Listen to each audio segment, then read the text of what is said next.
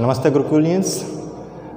Due to Corona pandemic, we can't arrange offline classes, so we have to shift from offline to online classes.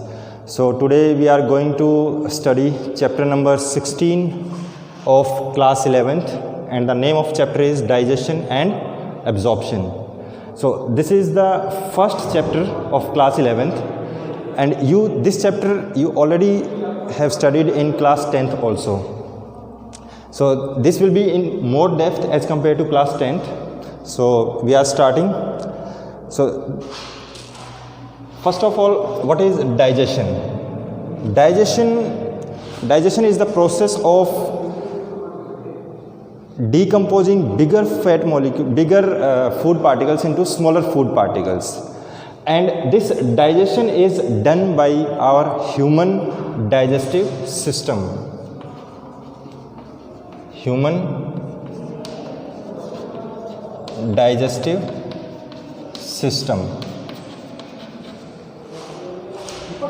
So human digestive system is the system which will do digestion as well as absorption. So the basic structure of human digestive system is represented here with a diagram.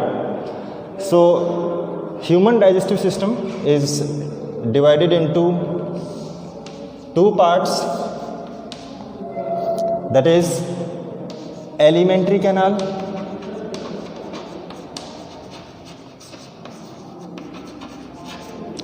and associated or digestive glands. So human digestive system is divided into two parts, alimentary canal and associated or digestive glands. This is a tube-like structure. This is tube-like structure, and the lumen of this tube may vary. So this alimentary canal, it is starting from here. So these are lips, and behind lips this is oral cavity,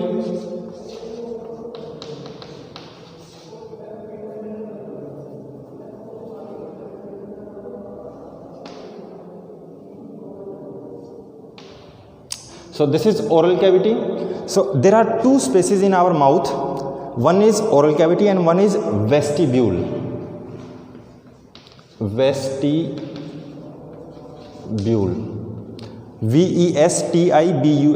So vestibule is the space which is present behind the lips and before the teeth, means the space here, just behind the lips and before the teeth, while oral cavity starts after teeth. So after teeth, the cavity which is present in our mouth, this is called as oral cavity. In oral cavity, we have shown here these structures, this and this. This is tongue. This is tongue. There are three types of salivary glands, the glands which are responsible for digestion. These are present in oral cavity itself. So this first gland is parotid. Parotid, parotid gland. These are submaxillary and sublingual gland.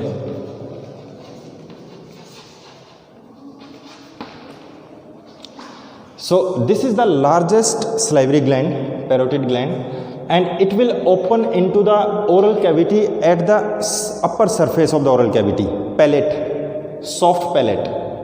While these two different types, that is submaxillary and sublingual glands, these are also salivary glands. These are present, sublingual gland is present just below the tongue.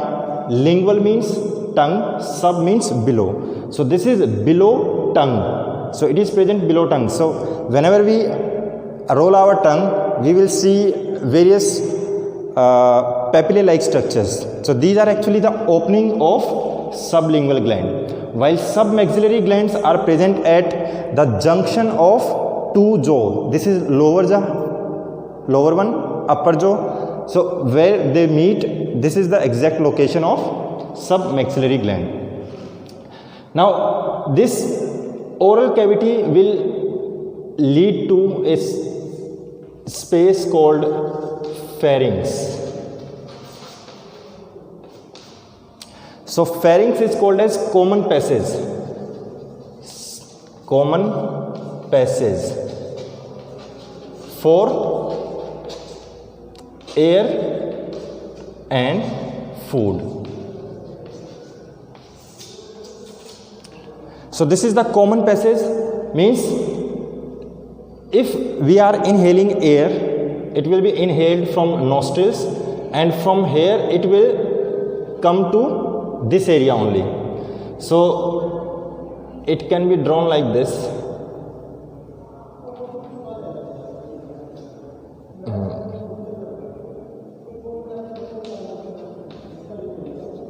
So air from here it will come to pharynx, as well as food from here it will come to pharynx. This is esophagus.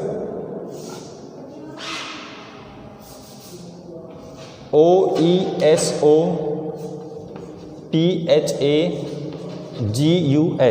So O remains silent, it will be pronounced as esophagus. It is also called as food pipe. So the opening of this food pipe, this opening into the pharynx, this is called as gullet, Gullet.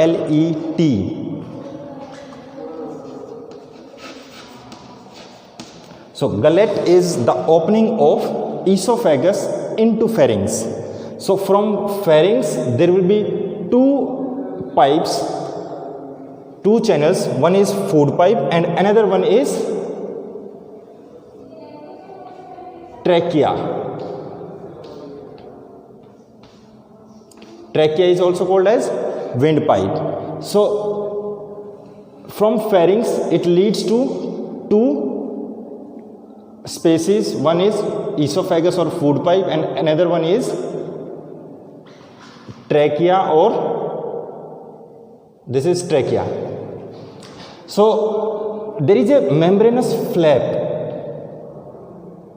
So membranous flap is present. So when there will be food coming from oral cavity, so to prevent the entry of this food into windpipe, there is a membranous flap which is called as epiglottis.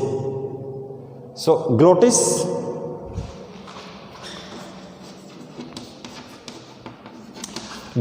is the name of opening of trachea. So this is opening of trachea into pharynx.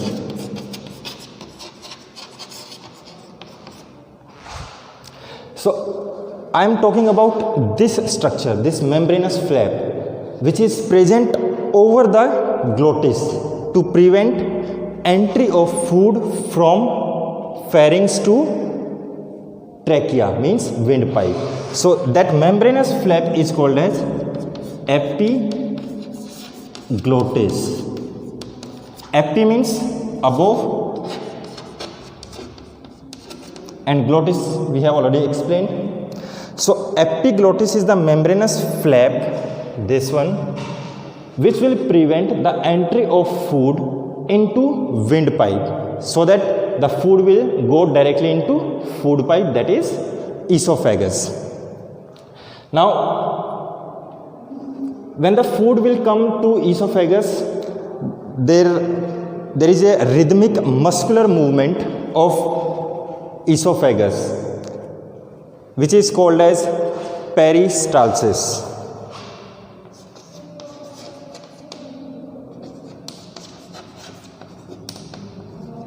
peristalsis. So this is rhythmic contraction and relaxation of esophageal wall. So whenever this wall of esophagus will contract, it will form a wave of contraction and relaxation. So that wave will look like this. Means when the food is here, there will be extension. When there is no food, it will be relaxed, and the lumen of this area will be narrow as compared to this area. So it will ultimately make a contraction and relaxation wave which will facilitate the movement of food from oral cavity to stomach. There is a sphincter. There is a sphincter. S-P-I-N-C-T-E-R. Sphincter. So there is a sphincter. Sphincter means a regulator which will regulate the entry of food from esophagus to stomach. So this is sphincter, and the name of this sphincter is esophageal sphincter because it is associated with esophagus. So it will prevent the entry of this food from esophagus into stomach. So whenever we say कि खाना खाने के बाद खट्टी डकारें आ रही हैं जलन वाली, तो उसके अंदर एक्चुअली में क्या होता है, the HCl which is being produced in stomach area due to opening of this sphincter, and the name of sphincter is esophageal sphincter. So due to opening of this sphincter, that acid will come back towards oral cavity. That's why we feel jalan type की feel. Next, so esophagus will lead into a J-shaped organ. This is called as stomach.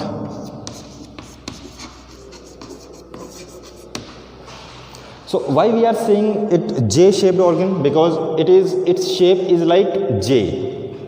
I am rubbing it so that it will be more easy to understand.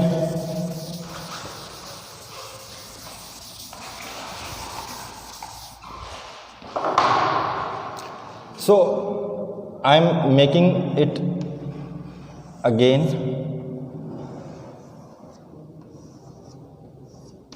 So this is J-shaped stomach.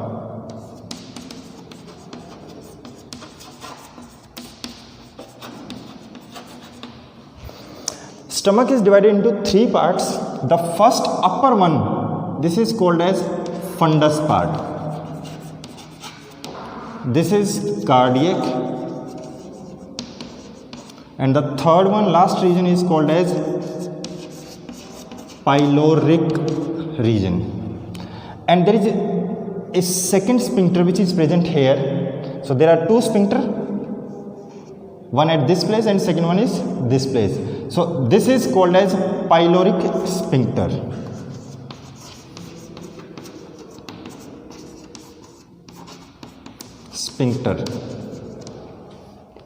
The function of both the sphincters is same, just to prevent the re-entry of food. So the fundus part is the part where food is not present, only the gas which is formed due to digestion or indigestion, that gas will be present in this fundus part, while the food which is being churned is present here. So the churning and mastication of food, it will be here, cardiac, and the last region, pyloric region, which will ultimately lead into small intestine. So this pyloric region, it will ultimately lead into small intestine. So this is small intestine.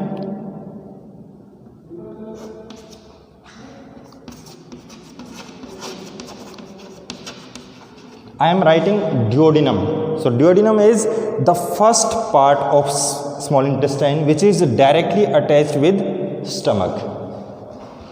So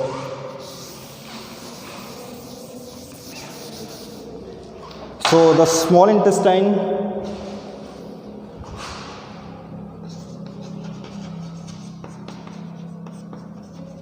is divided into three parts: duodenum, ileum and jejunum.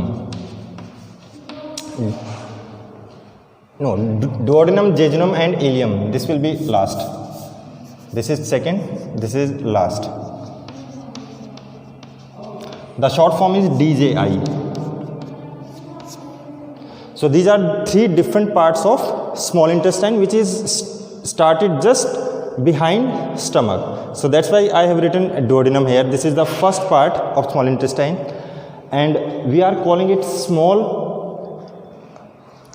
even though the length of this is larger than large intestine. So we are saying it is smaller on the basis of lumen or width of intestine. So lower the width, this is small intestine; larger the width or lumen, large intestine. So this is duodenum, this is ileum and jejunum. So there will be very less digestion of food takes place in duodenum. So the major digestion and absorption will take place in jejunum and ileum part of small intestine, this one. And this is the highly coiled part.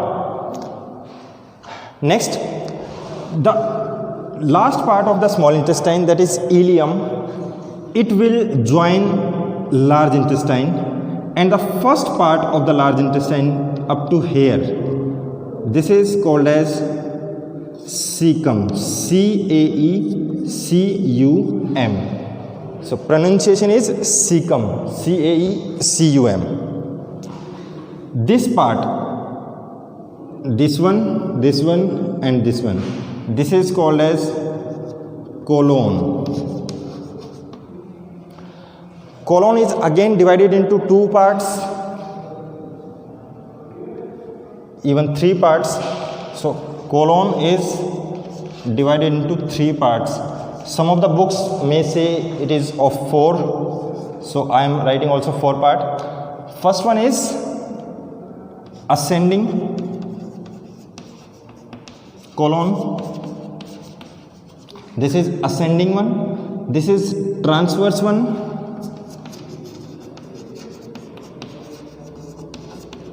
This is descending.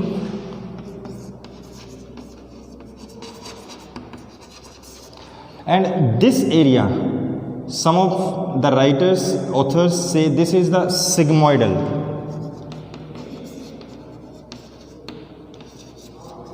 Colon. So the colon, that is the part of large intestine, it is divided into again four parts: ascending colon, transverse colon, descending colon and sigmoidal colon. So I have written just single colon. And this is rectum, the last part of large intestine, and this is anus. So we can say large intestine is divided into three parts. First one is cecum, second one is colon, and third one is rectum. So as like small intestine, large intestine is also divided into three parts, while the colon part is again further divided into four different parts. The rectum is the last part where there is no digestion of food takes place. Even in the whole large intestine, very less amount of digestion takes place. Most of the digestion as well as absorption of the food takes place only in small intestine part, and specifically within the small intestine we will say jejunum and ileum. Now this structure is called as vermiform appendix. This is a finger-like projection, this one, of cecum. Cecum is pouch-like structure which is having some symbiotic bacteria for the digestion of cellulose. This part as well as vermiform appendix, both are present in very reduced form in human being. That's why vermiform appendix is called as, I will write here only, the vermiform appendix is called as vestigial organ. So vestigial organs are those organs which were present in quite active form in our ancestors, but these are present in very reduced or non-functional form in us. So vermiform appendix is vestigial organ. So cecum as well as vermiform appendix, these are quite reduced form in human beings. These are quite active and functional form in case of herbivores, because in herbivores they used to eat cellulose rich diet. So for digestion of cellulose, they are having, this part is having some digestive enzymes. Now there are some glands. First is salivary gland, which we have already discussed. The second gland is liver. So liver is the main gland, the largest gland of the body, which will secrete bile juice. And this bile juice will be stored in a pouch-like structure which is called as gallbladder. Gallbladder. So bile juice will be secreted by liver while it is stored in gallbladder. So this bile juice from gallbladder, it will come through this channel, and this is called as bile duct. So bile duct will carry bile juice and it will join pancreatic duct. Pancreatic duct is the duct of pancreas gland. So pancreas is also a gland, liver is also a gland, and salivary gland is also a gland. And the function of all these type of glands is to facilitate the digestion of food. So this is the basic idea of human digestive system. The second part, that is digestive glands. We have divided this topic into two parts. The first one is alimentary canal, which we have already discussed. The second part is digestive glands, which will include salivary gland, this liver and pancreas, as well as some glands which are present within the stomach and some glands which are present within the small intestine. These will be discussed later in next videos. Till then, bye.